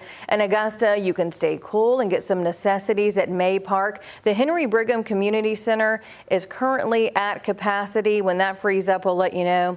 In Barnwell County, people can get a shower at First Baptist Church on Allen Street. Transportation will be provided. Plus, the YMCA plans to open locations to shower or charge any devices that you may have. That's happening at the Aiken County Family Y. They are open now until 5:30. Then they'll open back up at 8 a.m. The centers in Barnwell County and North Augusta are going to be open from 5 to 9. Well, thank you, Nick and Ashley, for those important updates that our community needs right now. The good thing about the forecast is that it does stay mostly dry, very conducive to our recovery efforts as we head through this week. So we'll look at the forecast coming up next.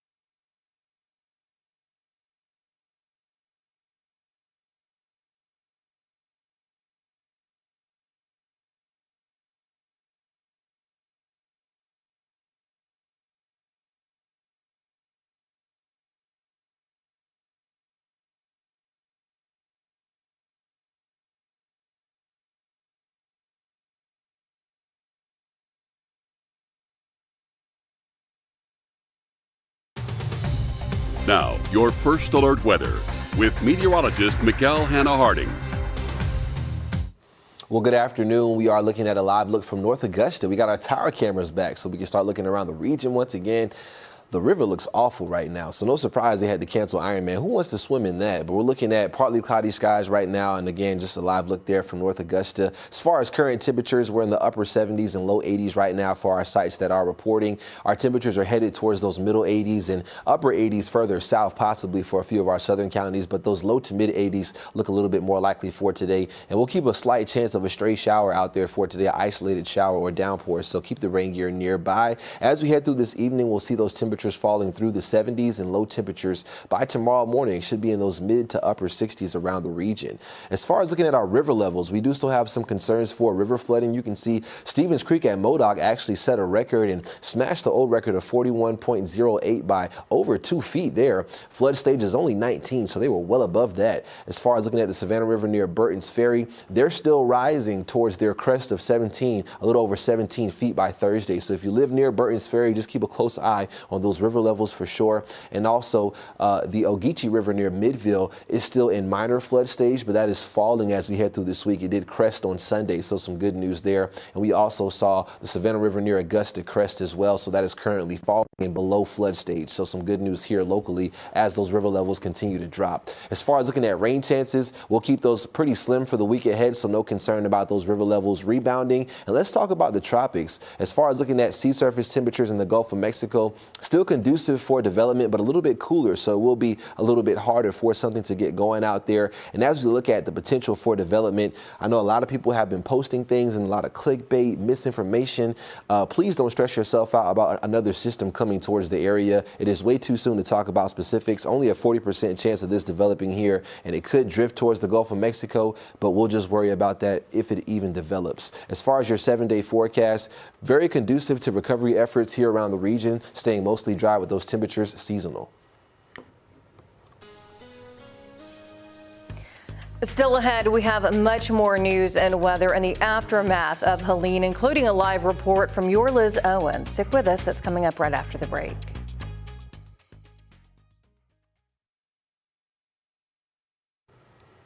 I got you.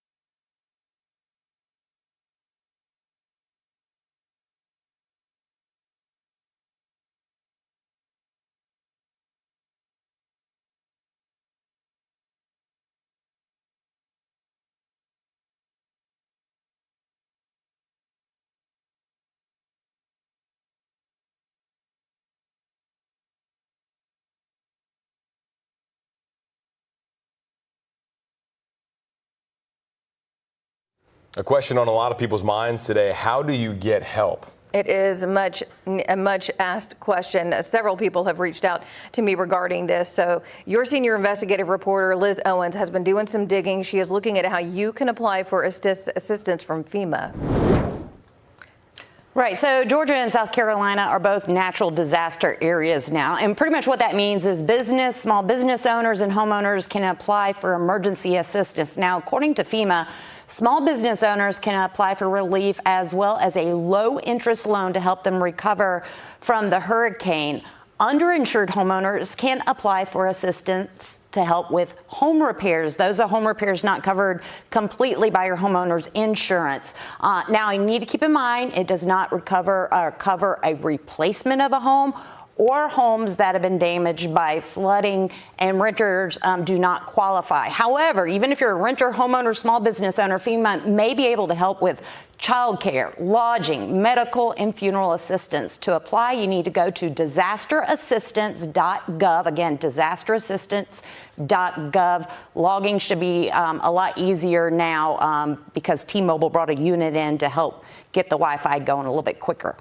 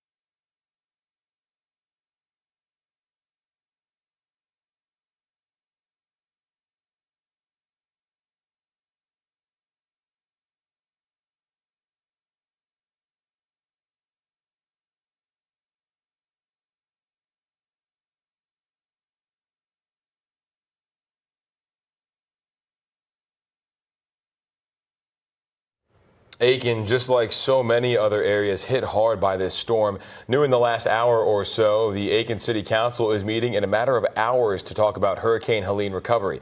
That meeting is this evening at 5 o'clock. We'll be there and we'll live stream that on our Facebook page and YouTube channel.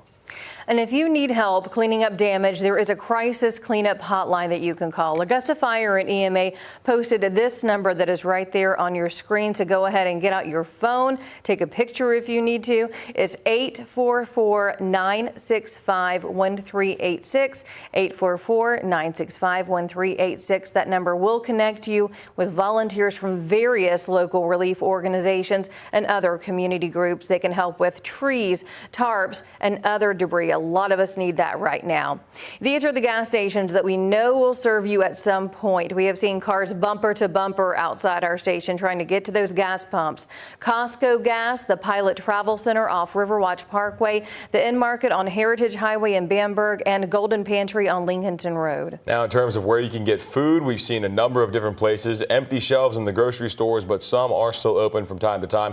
For restaurants, we found Sonic and Subway on Martintown Road were open last night. Pool Room in Edgefield, the Okinawa Japanese Steakhouse and Sushi Bowl, but they are only taking cash. A lot of places only taking cash right now as card machines are down. However, the Honey Baked Ham is taking credit cards in Aiken. We are constantly updating this list, so please keep an eye out on our website and social media page. Also, if you know of any places, send them our way. Yep, that way we can go ahead and get those posted for other people as well. Yeah, the Post says they don't have power, but bathrooms are working and they do have running water. The West Forest entrance is accessible, so if you go, avoid the Main Street entrance that is still blocked by power lines. And we also saw that the Richmond County Marshal's Office shared on Facebook of another food giveaway. Lanier's Fresh Meat Market says that they are still closed. However, they do want to feed the community, so that's taking place right now. They're serving hot dogs, homemade sausages at the market, which is located on Walton Way. It's 12:26. We'll be right back.